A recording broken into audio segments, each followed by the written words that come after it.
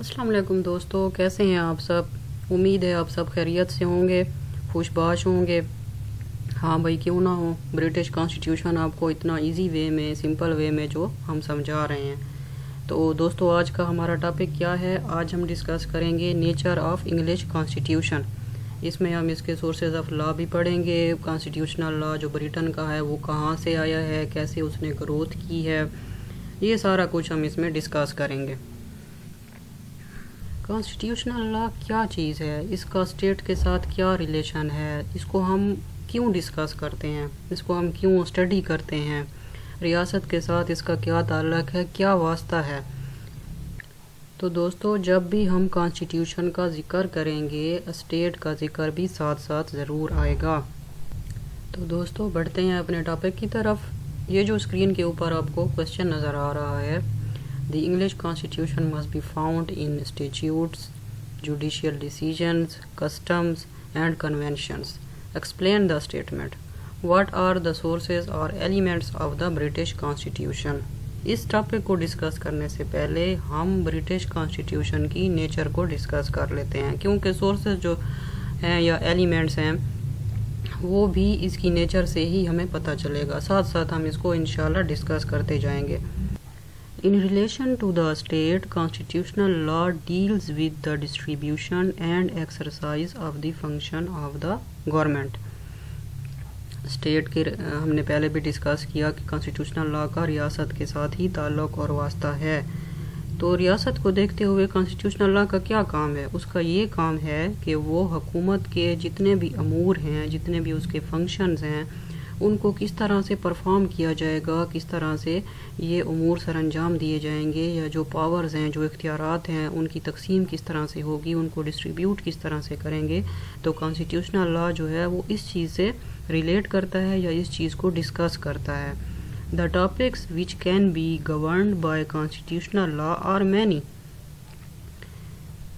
दोस्तों, हुकूमत के बहुत सारे टॉपिक्स हैं, बहुत सारे ऐसे फंक्शंस हैं जिनके साथ कॉन्स्टिट्यूशनल लॉ जो है वो डील करता है। गवर्नमेंट को किस तरह से चलाना है, किस तरह से सेलेक्ट करना है, कौन सी गवर्नमेंट जो है सही तरह से काम कर सकती है, क्या मुल्क में पार्लियामेंट्री फॉर्म ऑफ गवर्नमेंट होना चाहिए, फेडरल फॉर्म होना चाहिए, यूनाइटरी होना चाहिए, इंपीरियलिज्म होना चाहिए, या डिक्टेटरशिप होना चाहिए। तो ये सारा कुछ जो है हमें एक मुल्क का कॉन्स्टिट्यूशनल लॉ ही बताता है। कॉन्स्टिट्यूशनल लॉ हमें बताता है the status and the mode of choosing the head of the state, who may be a president, a monarch और अ डिक्टेटर। यानी कि कॉन्स्टिट्यूशनल लॉ जो है वो हमें ये बताता है कि मुल्क का जो हेड होगा, जो रियासत का सरबराह होगा, उसको हम किस तरह से सिलेक्ट करेंगे, उसका स्टेटस क्या होगा। क्या मुल्क के लिए प्रेसिडेंट जो है वो हेड ऑफ द स्टेट होना चाहिए, क्या एक मोनार्क, एक इंपीरियल, एक बादशाह, एक किंग, क्वीन जो कि क्राउन की शेप में या सूरत में होता है, क्या वो हेड ऑफ द स्टेट होना चाहिए, या एक डिक्टेटर, एक मुतलकुल अनान जो है वो हुक्मरान या बादशाह होना चाहिए, या रियासत को संभालने के लिए हेड ऑफ द स्टेट जो है वो डिक्टेटर को होना चाहिए। तो ये सारा कुछ हमें कॉन्स्टिट्यूशनल लॉ ही बताता है। तो चूँकि हम कॉन्स्टिट्यूशनल लॉ ग्रेट ब्रिटेन का डिस्कस कर रहे हैं, तो इसमें बात जो है वो रियासत के साथ साथ, कॉन्स्टिट्यूशन के साथ साथ चर्च की भी आएगी। तो इनका जो कॉन्स्टिट्यूशनल लॉ है वो क्या करता है, it also deals with relations between the church and the state. ये रियासत और चर्च के दरमियान रिलेशनशिप को भी डील करता है। And between the central and local government, local government, इलाकाई जो हुकूमतें होती हैं, उनका और सेंट्रल गवर्नमेंट का आपस में क्या रिलेशनशिप होगा, इस चीज़ को भी इनका कॉन्स्टिट्यूशन जो है वो डिफ़ाइन करता है या डील करता है। Constitutional law also less down the liability of the members of a state. For example, military services which the state may demand in order to fulfill its functions of protecting its members from external aggression। Constitutional law जो है वो किसी भी रियासत के जो main इदारे हैं, जो इंस्टीट्यूशंस हैं, उनके फंक्शंस को भी डिस्कस करता है, डिफ़ाइन करता है। फॉर एग्ज़ाम्पल, मिलिट्री सर्विस जो है کسی بھی ملک کو پروٹیکشن دینے کے لیے ایکسٹرنل ایگریشن یعنی کہ بیرونی جارحیت سے بچانے کے لیے کسی بھی ملک کے پاس فورسز کا ہونا بہت ضروری ہے۔ تو کانسٹیٹیوشنل لا کا کیا کام ہے کہ وہ ڈیفائن کرے گا، وہ ہمیں بتائے گا کہ ملک کے جو مین ادارے ہیں، جو مین انسٹیٹیوشنز ہیں، ان کا کیا رول ہے اور کس حد تک ان کو اتھارٹیز اور پاورز دی جا سکتی ہیں۔ ہم کانسٹیٹیوشنل لا کو کیوں پڑھ رہے ہیں؟ ہم اس لیے پڑھتے ہیں کیونکہ ہم کسی بھی ریاست کے، کسی بھی ملک کے سٹیزنز ہیں، اور کانسٹیٹیوشنل لا جو ہے وہ اس کانسٹیٹیوشن کے اوپر، ان قوانین کے اوپر بیس کرتا ہے جو پبلک اوپینین سے لے کر بنائے جاتے ہیں۔ ڈے ٹو ڈے لائف میں جتنی بھی چینجز ہو رہی ہیں، جتنی بھی تبدیلیاں ہو رہی ہیں، جو نت نئے مسائل جنم لے رہے ہیں، ان کو سالو کرنے کے لیے آپ کی پارلیمنٹ میں آپ کا جو لیجسلیچر ہے، قانون ساز ادارہ ہے، اس میں بیٹھ کر آپ کے سلیکٹ کیے ہوئے جو ممبران ہیں وہ وہاں بیٹھ کر جو قانون سازی کرتے ہیں اور ڈے ٹو ڈے جو ایشوز ہیں، جو ڈسپیوٹس ہیں، ان کو حل کرنے کے لیے جو قوانین بنائے جاتے ہیں اس میں پبلک اوپینین یا لوگوں کی جو رائے ہے، یا کیونکہ قانون جو ہے وہ عام جنتا کے لیے، عام عوام کے لیے، عام لوگوں کے لیے ہی بنایا جاتا ہے، کیونکہ انہی کے اوپر امپلیمنٹ کرنا ہے۔ تو کانسٹیٹیوشنل جو ہیں یا جو لیجسلیچرز ہیں، جو قانون ساز ہیں، ان کو یہ چیز مد نظر رکھنی پڑتی ہے، سامنے رکھنی پڑتی ہے کہ کون سا کانسٹیٹیوشن جو ہے وہ فلاں علاقے کے اوپر جو ہے یا کسی بھی ملک کے خطے یا حصے کے اوپر پریویل کیا جا سکتا ہے، جس کو ایزلی لوگ اپنا بھی سکیں اور لوگ اس کو سمجھ بھی سکیں، کیونکہ اویئرنیس جو ہے وہ ڈے ٹو ڈے لوگوں میں بڑھ رہی ہے۔ کانسٹیٹیوشنل لا برٹن میں جو ہے کانسٹیٹیوشن جب بھی بنایا جاتا ہے، جب بھی پارلیمنٹ کوئی آئین تشکیل دیتی ہے، کوئی بل اسمبلی میں پیش کیا جاتا ہے، تو اس میں پبلک اوپینین جو ہے وہ بہت زیادہ میٹر کرتی ہے۔ تو جب تک پبلک، عوام، عام لوگ کانسٹیٹیوشن کو سمجھیں گے نہیں، اس کی باریکیوں کو نہیں سمجھیں گے، تب تک وہ اپنی رائے جو ہے وہ صحیح طریقے سے نہیں پیش کر سکتے، نہیں دے سکتے۔ تو ایز اے اسٹوڈنٹ بھی کانسٹیٹیوشنل لا کو پڑھنا ضروری ہے، اور ایک عام شہری کے ہونے کی حیثیت سے بھی آپ کانسٹیٹیوشنل لا کو پڑھیں تو آپ کے لیے زیادہ مفید ثابت ہوگا اپنی اوپینین یا اپنی رائے دینے کے حوالے سے۔ اب برٹش کانسٹیٹیوشن جو ہے اس کو mother of the constitution of the world کہا جاتا ہے۔ یہ موسٹ فلیکسیبل ہے، اس میں بہت زیادہ لچک پائی جاتی ہے، یہ کنونشنل ہے، یعنی کہ زیادہ تر اس کا جو حصہ ہے، یا یہ کہیں کہ یہ ان ریٹن ہے۔ جس طرح سے دنیا کے دوسرے ممالک کے کانسٹیٹیوشنز ہیں، جیسے امریکہ ہو گیا، پاکستان ہے، انڈیا ہے، تو ان میں کانسٹیٹیوشن جو ہے وہ ڈاکومنٹ فارم میں ہے یا ڈاکومنٹل فارم میں ہے، یا یہ کہیں کہ ریٹن فارم میں ہے۔ تو برٹش کانسٹیٹیوشن کے ساتھ یہ کنسیپٹ آپ نہیں لگا سکتے کہ یہ بھی ایک سنگل ڈاکومنٹ ہے یا ریٹن شیپ میں موجود ہے۔ اس میں مختلف یا بہت سارے ایلیمنٹس بھی شامل ہیں۔ اس کے جو سورسز ہیں کہ یہ آیا کہاں سے ہے، وہ مختلف ہیں اور بہت اتھینٹک ہیں۔ اچھا جی، اب آپ کو اس کی نیچر کی تو سمجھ آ گئی کہ کانسٹیٹیوشنل لا ہے کیا چیز۔ اب آتے ہیں اس کے ایلیمنٹس پہ یا سورسز پہ۔ سورسز کیا ہوتے ہیں؟ وہ ذرائع جہاں سے کوئی چیز آ رہی ہوتی ہے۔ تو کانسٹیٹیوشنل لا کہاں سے آیا ہے ہمارے پاس؟ جب ہم کہتے ہیں کہ کوئی کانسٹیٹیوئنٹ باڈی بھی اس کو بنانے والی نہیں تھی، یا کوئی خاص ممبران بھی نہیں تھے، نہ کوئی خاص لیجسلیچر تھا، تو یہ کانسٹیٹیوشن آیا کہاں سے ہے؟ تو برٹش کانسٹیٹیوشن کے سورسز یا اس کے جو مین رولز ہیں، مین رولز تو وہ ہیں دو، جن میں فرسٹ ون ہے دی لاز آف دا کانسٹیٹیوشن اور سیکنڈ ون ہے کنونشنز آف دا کانسٹیٹیوشن۔ جو لاز آف دی کانسٹیٹیوشن ہے اس میں ہم کنونشنز کو بھی ڈسکس کریں گے، اور سورسز میں بھی یہ ٹاپک ہمارا آتا ہے۔ تو دیکھا جائے تو برٹش کانسٹیٹیوشنل لا کے جو ہیں وہ دو مین رولز ہیں۔ فرسٹ ون ہے the law of the constitution and second one ہے کنونشن۔ فرسٹ آف آل ہم اس کو ڈسکس کریں گے the laws of the constitution کو۔ لاز آف دی کانسٹیٹیوشن میں وہ تمام قوانین یا اصول شامل ہیں، وہ تمام رولز شامل ہیں جن کی وائلیشن کے اوپر آپ کو کورٹ جانا پڑتا ہے، یعنی کہ جو کورٹ کے ذریعے سے انفورس یا نافذ کروائے جا سکتے ہیں۔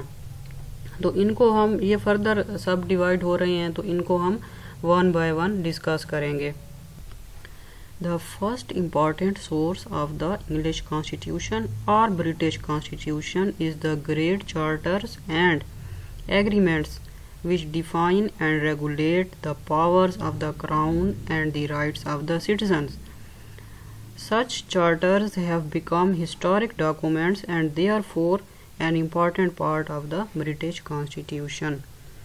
چارٹر کیا چیز ہے دوستو؟ چارٹر کہتے ہیں دستور کو، فرمان کو۔ کوئی بھی ریاست کا جو ہیڈ ہوتا ہے، جو کوئی فرمان یا حکم جاری کرتا ہے، اس کے نام سے جاری ہوتا ہے، تو اس کو آپ چارٹر کہتے ہیں۔ یا مختلف ایگریمنٹ جو ہیں، جو کہ کراؤن کی پاورز کو ڈیفائن کرتے ہیں، یا سٹیزنز کے، شہریوں کے رائٹس کو، ان کے حقوق اور فرائض کو ایکسپلین یا ڈیفائن کرتے ہیں، تو یہ سارا کچھ انہوں نے اپنے ملک کے چارٹرز میں ایڈ کر دیا، اور یہ ایک طرح سے ان کا ایک ہسٹورک ڈاکومنٹ ہے، یا ان کے جو تاریخی ڈاکومنٹس ہیں وہ سارے اس میں آتے ہیں، جن میں میگنا کارٹا شامل ہے۔ میگنا کہتے ہیں گریٹ کو، کارٹا کہتے ہیں چارٹر کو، جو کہ 1215 کا تھا۔ یہ کیوں انہوں نے بنایا، یا یہ کس طرح کا فرمان تھا، اس کو ہم ڈیفائن کرتے ہیں۔ It defined the organization and powers of the Great Council in English Constitution or England, and prohibited the imposition of certain taxes with the consent of the Great Council.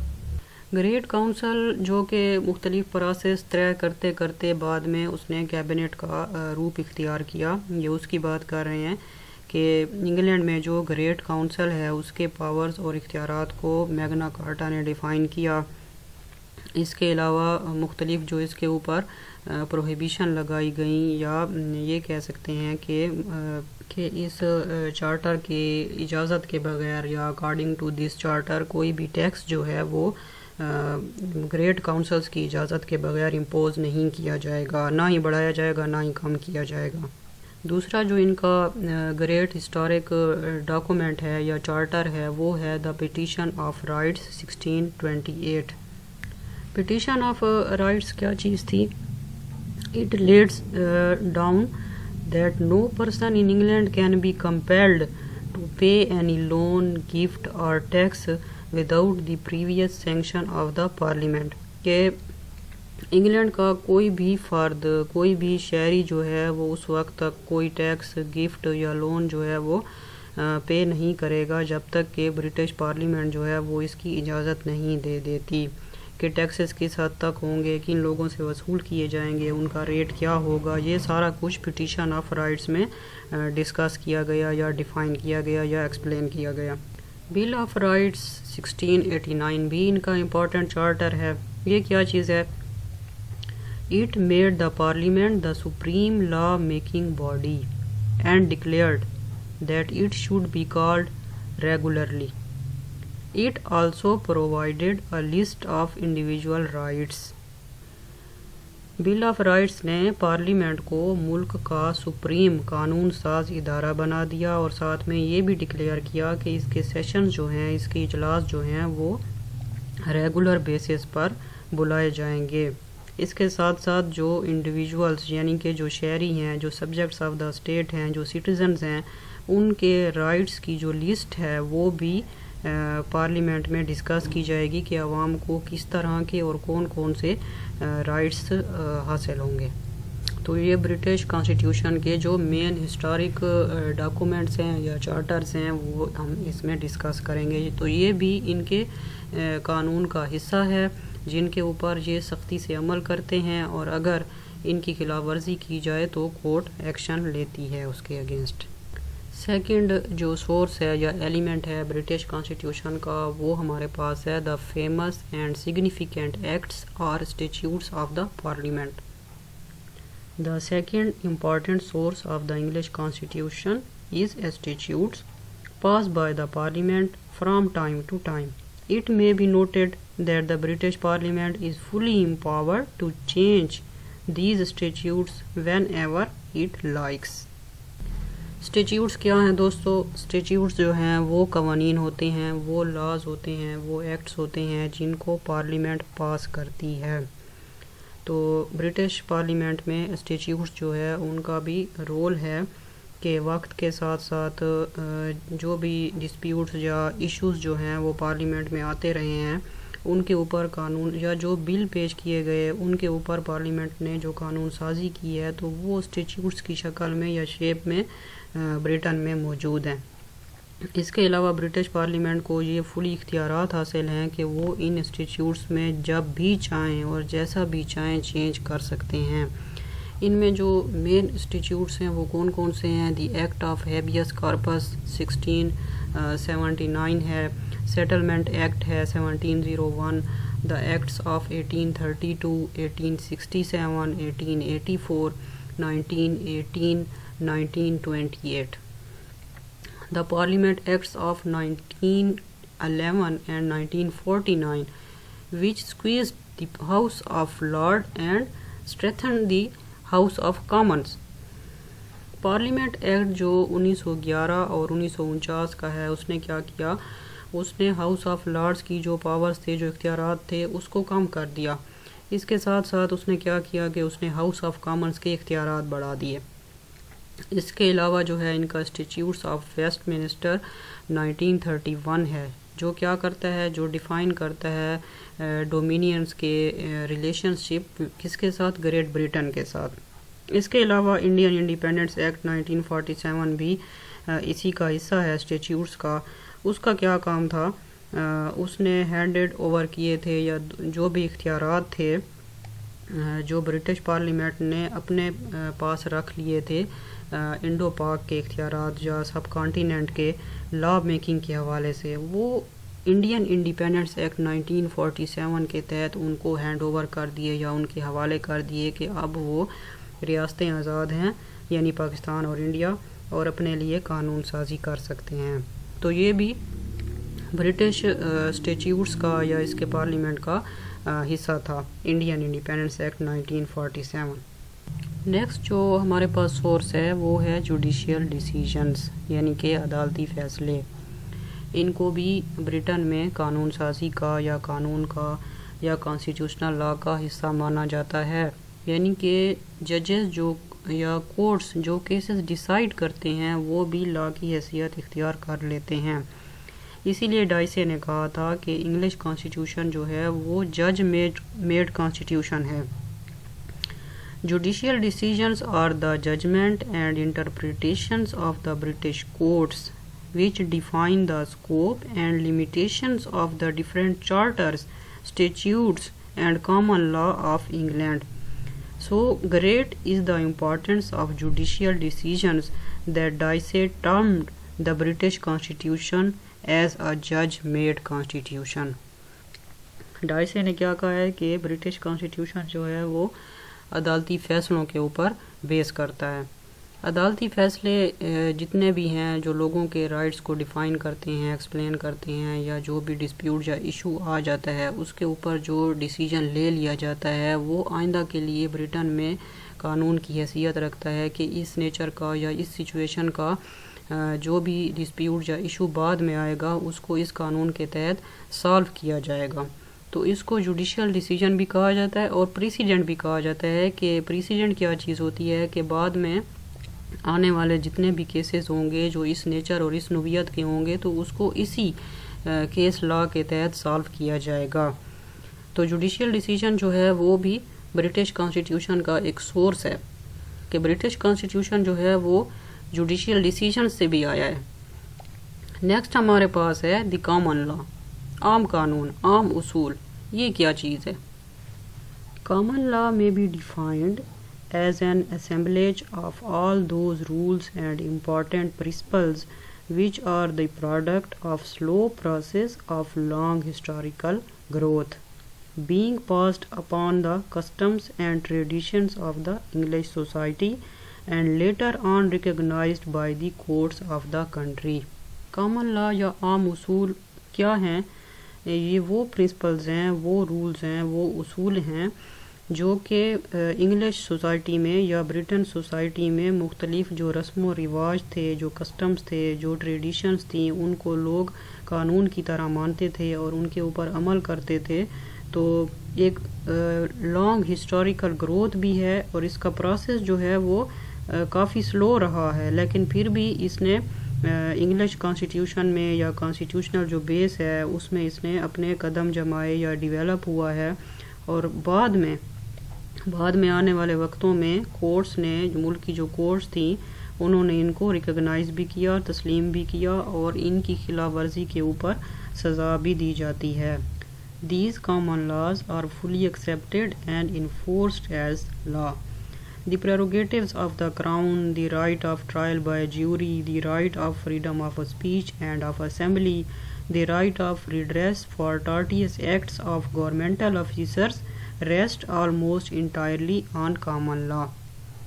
تو دوستو یہ وہ لاز تھے، وہ قوانین تھے، وہ سورسز تھے کہ جن کے اوپر اگر عمل نہیں کیا جاتا تو کورٹس جو ہے وہ ایکشن میں آ جاتی ہیں، یا ہم یہ کہہ سکتے ہیں کہ یہ برٹش کانسٹیٹیوشن یا پارلیمنٹ کا حصہ ہیں۔ ان کی وائلیشن پر کورٹس ایکشن لیتی ہیں۔ کوئی بھی فرد، چاہے وہ انڈیویجول ہو یا کوئی پبلک یا پرائیویٹ آفیسر ہو، اگر وہ ان لاز کی خلاف ورزی کرتا ہے تو کورٹس جو ہے وہ اس کے اگینسٹ ایکشن لے سکتی ہیں۔ اب ہم آتے ہیں conventions of the constitution. Convention کیا چیز ہے، کیا یہ برٹش پارلیمنٹ کا حصہ ہے یا نہیں ہے، ان کو اوبے کیوں کیا جاتا ہے جبکہ ان کے اوپر کوئی سزا بھی نہیں ہے اگر ان کی وائلیشن کی جائے تو اس کو ہم اس میں ڈسکس کرتے ہیں۔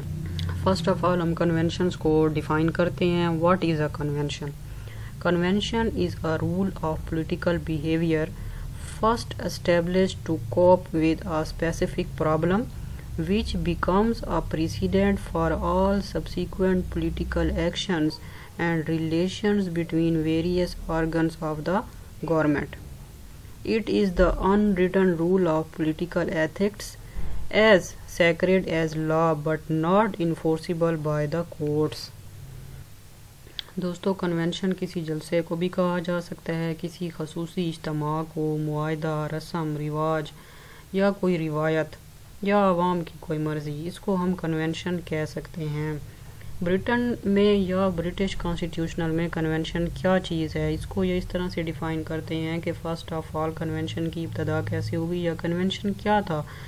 تو کسی بھی سیاسی مسئلے کو حل کرنے کے لیے جب کچھ لوگ ایک جلسے کی صورت میں یا ایک اجلاس کی صورت میں بیٹھے اور انہوں نے اس مسئلے کو اس میں حل کر لیا تو بعد میں یہی چیز پریسیڈنٹ کی شکل اختیار کی گئی۔ پریسیڈنٹ کیا چیز ہے، اس کو ہم پہلے بھی ڈسکس کر چکے ہیں کہ جب بھی آپ کوئی کیس لا ڈسکس کرتے ہیں، کوئی ایشو یا مسئلہ سالو کرتے ہیں تو اس کو بعد میں آنے والے اسی نیچر سے یا اسی سیم نیچر یا سیم نوعیت کا وہی مسئلہ ہو یا کیس ہو تو اس کو ہم اسی پریسیڈنٹ یا اس کیس لا کے ذریعے سے حاصل کریں گے، اس کا فیصلہ اسی طرح لیں گے جیسے اس کو ہم پہلے سالو کر چکے ہیں۔ تو کنونشن جو ہے برٹش کانسٹیٹیوشن میں وہ انریٹن ہے، اس کے باوجود اس کو اس طرح سے انفورس کیا جاتا ہے، اس طرح سے اس کو مانا جاتا ہے یا ایک مقدس لا کی طرح اس کو مانا جاتا ہے اور اس کے اوپر سختی سے عمل کیا جاتا ہے، حالانکہ یہ انفورسیبل بائی کورٹس نہیں ہے۔ ڈائسے کنونشنز کو کیسے ڈیفائن کرتا ہے؟ Dicey has defined the conventions as the rules for determining the mode in which the discretionary powers of the crown are to be exercised. Dicey کہتا ہے کہ کنونشن یہ چیز ہے کہ یہ ان رولز کو، ان اصولوں کو ڈیفائن کرتا ہے کہ جس کے ذریعے سے کراؤن کی جو ڈسکریشنری یا جو ثوابدیدی اختیارات ہیں، جو اس کے پاورز ہیں، ان کو اس نے کس طرح سے ایکسرسائز کرنا ہے یا سر انجام دینا ہے۔ تو اس چیز کو کنونشن جو ہیں وہ ڈسکس کرتے ہیں۔ اب یہ جو کنونشنز ہیں یہ بھی ان ریٹن شیپ میں موجود ہیں لیکن پھر بھی ان کو فالو کیا جاتا ہے۔ بیسٹ ایگزامپل جو ہیں کنونشنز کی وہ ہم ڈسکس کر لیتے ہیں۔ فرسٹ ون ہے the whole cabinet system is based on several conventions. For example if the cabinet is defeated by a majority vote in the House of Commons, it must by convention resign, or it may ask the sovereign to dissolve parliament and appeal the country to decide for or against the cabinet by a new general election. Cabinet کو جب dissolve کیا جاتا ہے یا اس کے پاس vote of confidence نہیں رہتا تو کیا ہوتا ہے کہ کنونشن میں یہ چیز موجود ہے کہ ہاؤس آف کامنز میں یہ چیز سامنے لائی جائے گی کہ انہوں نے ریزائن کس طرح سے کرنا ہے اور نئے الیکشن ملک میں کس طرح سے ہوں گے اور کب ہوں گے۔ سیکنڈ ایگزامپل کنونشن کی یہ ہے the cabinet is responsible to parliament as a whole for the general conduct of affairs. Cabinet جو ہے وہ پارلیمنٹ کو ایز اے ہول یا اجتماعی طور پر جواب دہ ہے کس سلسلے میں کہ اس نے کون سے امور اس کے ذمہ لگائے گئے تھے اور اس نے کس طرح سے سر انجام دیے ہیں، اور اگر کہیں پر کوئی کوتاہی کی ہے، کہیں پر کوئی غلطی ہوئی ہے تو وہ پارلیمنٹ کو جواب دہ ہے۔ تو یہ چیز بھی ان کے کنونشن میں شامل ہے، کنونشن کا حصہ ہے۔ تھرڈ ایگزامپل یہ ہے the leader of the majority party in the common یعنی house of commons is summoned by the queen to become the prime minister, یعنی کہ میجارٹی پارٹی جب بھی نئے الیکشن ہوتے ہیں، میجارٹی پارٹی ون کرتی ہے تو کوئین جو ہے وہ اس کے ہیڈ کو یا میجارٹی پارٹی کو دعوت دیتی ہے پرائم منسٹر بننے کی۔ فورتھ ون ہے parliament must be summoned for the dispatch of business at least once a year. یہ بھی کنونشن کا حصہ ہے کہ پارلیمنٹ جو ہے وہ سال میں ایک بار جو ہے وہ کوئی نہ کوئی سمن یا اجلاس جو ہے وہ ضرور بلائے گی اپنے امور کو سر انجام دینے کے لیے یا پرفارم کرنے کے لیے۔ ففتھ ون ہے parliament must consist of two houses the house of Lords and the house of Commons, یعنی کہ یہ چیز بھی کنونشن کا حصہ ہے کہ پارلیمنٹ کے دو ہاؤسز ہوں گے، ایک ہوگا ہاؤس آف لارڈز اور دوسرا ہوگا house of Commons. Next convention کا حصہ یا ایگزامپل یہ ہے A bill passed by Parliament and placed before the Queen must be signed by her، کہ ایسا بل جو پارلیمنٹ میں پاس ہوا ہے وہ کوئین یا کنگ کے سامنے پیش کیا جائے گا، یعنی کراؤن کے سامنے رکھا جائے گا، تو اس کے لیے یہ مسٹ ہے، وہ باؤنڈ ہے، اس کے لیے لازمی ہے کہ وہ اس کے اوپر سائن کرے۔ نیکسٹ جو ایگزامپل ہے وہ یہ ہے کہ every bill must be read 3 times before it is passed، یعنی کہ کوئی بھی بل جو ہے وہ پارلیمنٹ میں جب پیش کیا جاتا ہے تو اس کو پاس کرنے سے پہلے، اس کو منظوری دینے سے پہلے 3 بار لازمی پڑھا جائے گا۔ تو یہ بھی کنونشن کا ان کا حصہ ہے۔ اب یہ چیزیں جو ساری کنونشنز میں شامل ہیں ان کے اوپر اسی طرح سے عمل کیا جاتا ہے جیسے کسی قانون کے اوپر عمل کیا جاتا ہے۔ تو یہ چیز جو ہے برٹنز میں یا برٹش جو پیپلز ہیں، جو سبجیکٹس ہیں، جو سٹیزنز ہیں، ان میں رچ بس گئی ہے، وہ ان کے اوپر ضرور عمل کرتے ہیں۔ اب ہم اس چیز پہ آتے ہیں کہ کنونشنز چونکہ پارلیمنٹ سے تو پاس نہیں ہوئے لیکن ان کو اوبے کیوں کیا جاتا ہے، ان کے اوپر عمل کیوں کیا جاتا ہے اور اتنی اسٹرکٹنس سے، اتنی سختی کے ساتھ ان کو کیوں فالو کیا جاتا ہے؟ کیونکہ laws are enforceable through the courts when violated but the conventions are not because the courts do not recognize them۔ What is the sanction behind the conventions؟ ٹھیک ہے، ڈیفرنٹ رائٹرز نے اس کو مختلف انداز میں ہمیں بتایا ہے کہ کنونشنز کو کیوں اوبے کیا جاتا ہے۔ اس کے پیچھے کوئی سزا بھی نہیں ہے، کوئی ایسا قانون بھی موجود نہیں ہے کہ اگر ان کی وائلیشن کی جائے تو کورٹ جو ہے وہ ایکشن میں آ جائیں گی یا ان کو سزا دے گی ان کنونشنز کی وائلیشنز کے اوپر۔ تو پھر کیوں ان کو مانا جاتا ہے اور کیوں ان کے اوپر عمل کیا جاتا ہے؟ According to Dicey, the conventions are obeyed because they are indirectly sanctioned by the laws۔ ڈائسے کہتا ہے کہ کنونشنز کے اوپر اس لیے عمل کیا جاتا ہے کیونکہ یہ بلا واسطہ طور پر قانون ان کے پیچھے موجود ہوتا ہے۔ In other words, the breach of a convention will result in the violation of one or the other law of the Constitution, which will immediately bring the offender into conflict with the law of the land and the courts. Suppose, for example, that the parliament is not summoned for 2 years. Thus, the convention it must be summoned at least once a year is violated. Parliament کو یہ کہا گیا ہے، اس کے اوپر یہ لازمی ہے کہ وہ سال میں ایک بار ضرور اجلاس طلب کرے گی، لیکن اگر وہ سال میں یا 2 سالوں میں کوئی بھی اجلاس طلب نہیں کرتی یا نہیں بلاتی تو اس کے لیے یہ ایک وائلیشن کے زمرے میں آتا ہے، قانون کی خلاف ورزی کے زمرے میں آتا ہے۔ تو اگر پارلیمنٹ اپنا کام نہیں پرفارم کر رہی، فنکشنز نہیں پرفارم کر رہی، تو اس کے against vote of no confidence بھی ہو سکتا ہے اور اس کو حکومت سے ہٹایا بھی جا سکتا ہے۔ تو اس طرح سے ان کے کنونشنز جو ہیں وہ بظاہر تو ان کے پیچھے لا فورس موجود نہیں ہے، لیکن انڈائریکٹلی ان کے پیچھے لا فورس موجود ہے کہ کہیں پر بھی کوئی کنونشن اگر ڈسٹرب ہوتا ہے، اس کی وائلیشن کی جاتی ہے، تو اس سے جڑے ہوئے دوسرے جو قوانین ہیں، جو اصول ہیں، وہ بھی وائلیٹ ہو جاتے ہیں اور مجبوراً کورٹس جو ہیں ان کو ایکشن لینا پڑتا ہے۔ تو ہم یہ کہہ سکتے ہیں کہ کنونشنز کے پیچھے جو ہے ان کی لا فورس موجود ہے کہیں نہ کہیں پر۔ ایک دوسرے ہمارے پاس رائٹر ہیں لاویل، وہ کیا کہتے ہیں کہ ان کو اوبے کیوں کیا جاتا ہے؟ According to Lowell, conventions are obeyed because they constitute a moral code for observance by public men in the field of practical politics۔ اس کا کہنا ہے لاویل کا کہ اس کو اس لیے اوبے کیا جاتا ہے کہ اس کے پیچھے پبلک فورس موجود ہے۔ اگر یہ لوگ کنونشنز کے اوپر عمل نہیں کرتے تو عوام ان کے اگینسٹ ہو سکتی ہے یا جا سکتی ہے، تو مجبوراً ان کو کنونشنز کو فالو کرنا پڑتا ہے۔ According to Dr. Jennings, something more than the fear of public opinion compels obedience of the conventions۔ Jennings کہتا ہے کہ کنونشنز کو اوبے کرنا یا اس کے اوپر عمل درآمد کرنا جو ہے، اس کے پیچھے یہ خوف موجود ہے کہ اگر ہم اس کے اوپر عمل درآمد نہیں کریں گے، اس کو ہم فالو نہیں کریں گے، تو لوگوں کی جو رائے ہے وہ ان کے اپوزٹ جا اگینسٹ چلی جائے گی۔ تو دوستو، برٹش کانسٹیٹیوشن میں کنونشنز جو ہیں وہ بھی امپورٹنٹ پلیس رکھتے ہیں یا رول پلے کرتے ہیں۔ ہم یہ نہیں کہہ سکتے کہ یہ اگر کانسٹیٹیوشن، پارلیمنٹ یا آئین کا حصہ نہیں ہے تو ان کے اوپر عمل درآمد نہیں کیا جا سکتا یا ان کو انفورس نہیں کرایا جا سکتا یا کیا جا سکتا۔ تو اس کے پیچھے بھی مختلف ریزنز موجود ہیں کہ اگر ان کو انفورس نہ کیا جائے یا ان کے اوپر عمل نہ کیا جائے تو اس سے ریلیٹڈ اور جو ڈپارٹمنٹس ہیں یا قوانین ہیں وہ ڈسٹرب ہو جاتے ہیں یا وائلیٹ ہو جاتے ہیں۔